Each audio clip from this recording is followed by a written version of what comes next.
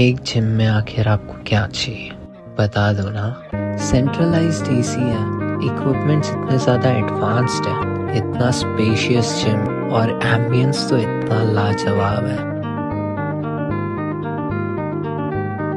नमस्कार दर्शकों, मैं नीरज अरवानी हर दिन अग्निपथ के इस नए सत्र में आप सभी दर्शकों का हार्दिक स्वागत करता हूं। चलिए रुक करते हैं खबर की ओर। दर्शकों, उल्लासनगर महानगर पालिका के चुनाव की घोषणा हो चुकी है। इसी के तहत पैनल नंबर 11 से राष्ट्रवादी कांग्रेस पार्टी के प्रत्याशी गुलशन लुल्ला व काजल मूलचंदानी को राष्ट्रवादी कांग्रेस पार्टी की तरफ से उम्मीदवारी घोषित की गई है।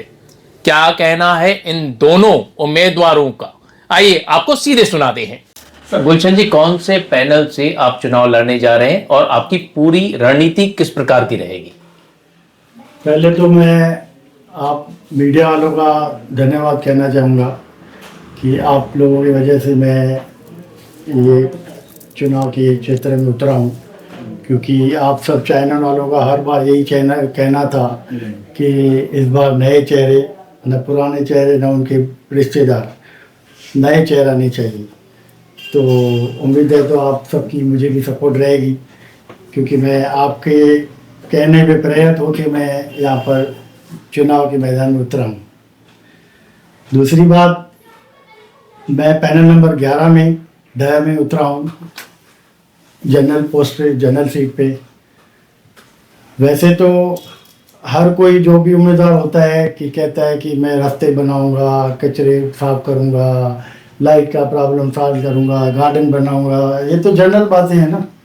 लेकिन जो असली मुद्दे हैं उस पर कोई ध्यान नहीं देता है, क्योंकि वो बड़े मुद्दे हैं, उनके मेहनत करनी पड़ती है। और वो जो है टेंडर निकाल के पैसा कमाना, उसमें मेहनत करनी नहीं पड़ती है। तो अगर मैं अच्छी तरह मुझे चुनाव में जिताया गया तो मेरा पहले तो रहेगा कि जो हमारी धोखादायक बिल्डिंगें गिरी हैं उनका रीडेवलपमेंट कराना। हमारे जो अपने पैनल में जो बिल्डिंग गिरी हैं उनका जो बिल्डिंग के लिए जो उनके लोग हैं किधर गए हैं, क्या हुए हैं, कोई उनको पूछता नहीं है। कम से कम जो भी कारपोरेटर था पहले, उनका काम था कि वोट लेने समय वो बिल्डिंग में तो जाते थे, और जब ये गिरी तो आज तक उन्होंने पूछा नहीं कि हमारे मेंबर्स गए कहाँ। बस इलेक्शन के समय उन्होंने नाम निकालेंगे, उनको फ़ोन करेंगे, भाई आओ वोट दे के जाओ। उनका काम कौन करेगा? एक बार मैं कमिश्नर जी से मिला था, जबकि मैं सोशल फील्ड में हूँ, मैं अपने एरिया में 4-5 साल से काम करता रहता हूँ।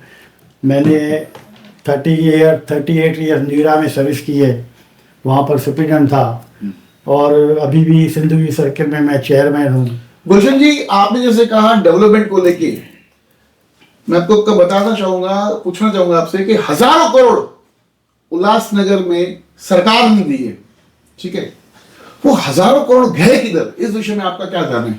बस वही तो गए किधर, वही तो इंक्वायरी करने के लिए हम सदन में जाना चाहते हैं कि कम से कम हम जाएंगे तो हमें इंक्वायरी, वैसे तो आपको पता नहीं चलेगा, वो सब कागजों में लिखा हुआ है।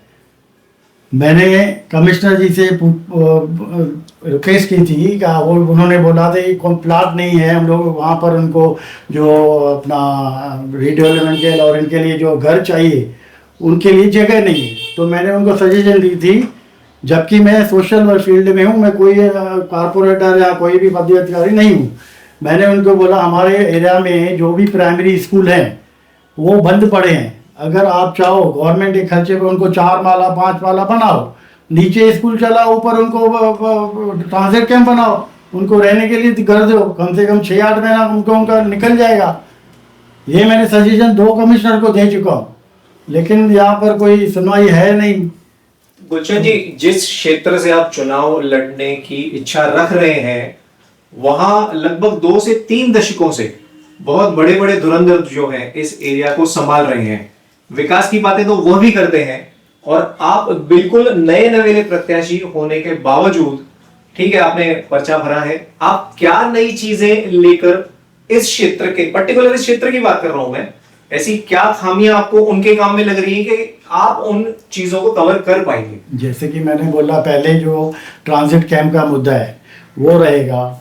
हमारे पैनल में 22 मतलब 1000 लोग हैं, वोटर्स हैं, तो एक हमारे पैनल में एक डे नाइट एम्बुलेंस और डॉक्टर वहाँ पर रहना चाहिए, क्योंकि अगर कोई भी गरीब आदमी रात को अगर परेशान होता है, न उसको डॉक्टर मिलता है न एम्बुलेंस मिलती है, तो कम से कम 22,000 के ऊपर एक एम्बुलेंस तो हम लोग रख सकते हैं ना।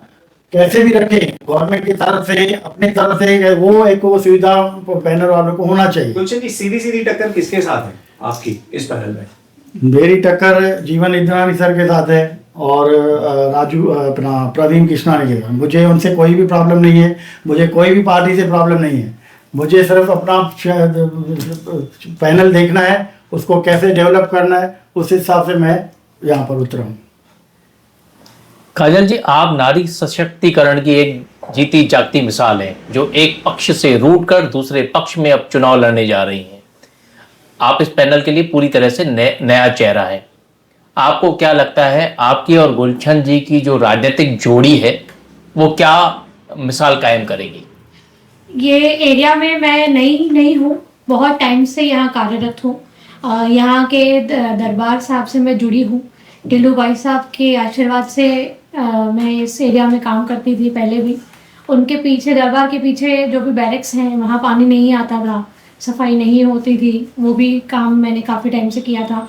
उसके बाद में यहाँ की जो नगर सेविका हैं, सिटिंग नगर सेविका कविता लाल पंजाबी मैडम, उनसे भी कोई बैर नहीं है, बट वो बहुत ओल्ड हो चुकी हैं। She is now 73 years old, और आगे के और 5 साल वो कैसे काम करेंगी, वो मतलब एक सवाल है। तो एक था कि अभी नए लोगों को आगे आना चाहिए, और सारी पब्लिक भी बोल रही थी कि उनको एक नया चेहरा चाहिए जो उनके लिए कार्यरत हो। जैसे इस पैनल में ना, पूरे उल्लासनगर में पानी की किल्लत नहीं है जितनी इस पैनल में किल्लत है। आपके कहने का मतलब है कि जो पिछले जो नगर सेवक थे माजी, जिसमें अभी आपने एक नाम भी लिया, एक वरिष्ठ नेता के धर्मपत्नी का, यानी उन्होंने, आपका कहना मतलब उन्होंने कोई काम नहीं किया, लाल पंजाबी के धर्मपत्नी ने कोई काम नहीं किया। मैंने तो वही बोल रही हूँ, पब्लिक ये बोल रही है, ठीक है। पब्लिक जो बोलेगी वही होगा, और वही हम सुनेंगे और उसी को हम एक्सेप्ट करेंगे। तो पब्लिक ने मुझसे यही कहा है कि यहाँ पानी की बहुत किल्लत है। पानी कभी सुबह आता है तो कभी शाम को आता है। यहाँ हर रोज मैसेज आता है कि पानी ये टाइम पे आएगा। अभी जो इंसान 10 घंटे 12 घंटे ड्यूटी करे कि पानी के लिए बैठ जाए अपने घर में कि मेरे पास अभी पानी आएगा और कल इस टाइम पे पानी आएगा। सबसे पुरानी मतलब ये पानी की सुविधा कितनी ज़रूरी है। मतलब एक दिन पानी सुबह आएगा 8 बजे, फिर 9 बजे आएगा, फिर 10 बजे आएगा, फिर 12 बजे आएगा। तो ये कौन सा तरीका है? तो पानी की समस्या को लेकर यहाँ बहुत प्रॉब्लम है, जबकि ये मूलभूत सुविधा है। सुनने के लिए बहुत छोटी बात है, लेकिन कल अगर आपको अपनी जॉब छोड़ के पानी भरना पड़ेगा ना घर में, तब आपको पता चलता है कि ये बहुत बड़ी किल्लत है और बहुत बड़ी तकलीफ है। काजल जी, आपको नहीं लगता है कि जैसे अमूमन देखा जाता है कि कोई भी अगर जॉब करता है, ये सरकारी या किसी भी डिपार्टमेंट या किसी भी कंपनी में, तो एक रिटायरमेंट के एक एज फिक्स होती है। तो जैसे आपने 73 एज का हवाला दिया, ऐसा लगता है कि राजनीति में भी एक रिटायरमेंट एज होनी जरूरी है? जरूरी है। हर गवर्नमेंट जॉब को 65 ईयर्स तक होता है, और राजनीति में कोई एज नहीं है। लेकिन इंसान की शरीर की भी एक एज है ना। इंसान का एक शरीर है जो एक टाइम के बाद आराम चाहता है, जो एक टाइम के बाद स्ट्रेस नहीं चाहता है। शायद मैं भी 10 सालों बाद सोचूंगी कि यार मुझे एक सुकून का जीवन चाहिए, ज़्यादा ये नहीं चाहिए। क्योंकि जब आप एक सेवक बन के एक नगर में जाते हैं, तब आप सेवक की भूमिका निभाना चाहिए और निभाते हैं। थोड़ी भी तकलीफ आती है, यहाँ लाइट नहीं आ रही, यहाँ पानी नहीं आ रहा है, यहाँ कोई झगड़ा हो रहा है, यहाँ ये चीज़ हो रही है, तो आपको वहाँ खड़ा होना ज़रूरी है। और अगर आप ये नहीं कर सकते हैं तो आपको तो पहले बात तो आना ही नहीं चाहिए। और अगर आपको कोई ला भी रहा है तो ये उनकी गलती है जो आपको ला रहा है। तो अगर उनकी गलती हो गई है जो आपको ला रहे हैं, उनके खिलाफ हम खड़े रहने की ताकत रखते हैं, और हम उनके खिलाफ खड़े हैं और हम लड़ेंगे। ये हमारा कर्म है, बाकी जो भगवान की मर्जी। गुलशन जी, अंत में पैनल नंबर 11 की जनता को क्या अपील करना चाहेंगे आप? बस मैं जनता को यही अपील करना चाहूँगा कि मैं भी एक आप ही के जैसा मैं साधारण लोग हूँ। मैं कोई बड़ा कारपोरेटर नहीं हूँ, मैं कोई बिल्डर नहीं हूँ, मैं कोई कॉन्ट्रैक्टर नहीं हूँ। एक आपके जैसे मैं आपके लोगों में से ही मैं निकला हूँ, क्योंकि यहाँ पर बहुत लोगों को प्रॉब्लम्स है, रोडों का, पानी का, लाइट का, सब प्रॉब्लम्स है। तो इसको देख के मुझे लोगों ने भी कहा कि आप आगे आ जाओ और ये इलेक्शन लड़ो, हम आपके साथ हैं। बस यही मैं लोगों को कहना चाहूँ, मैं भी आपके जैसा ही आम आदमी हूँ।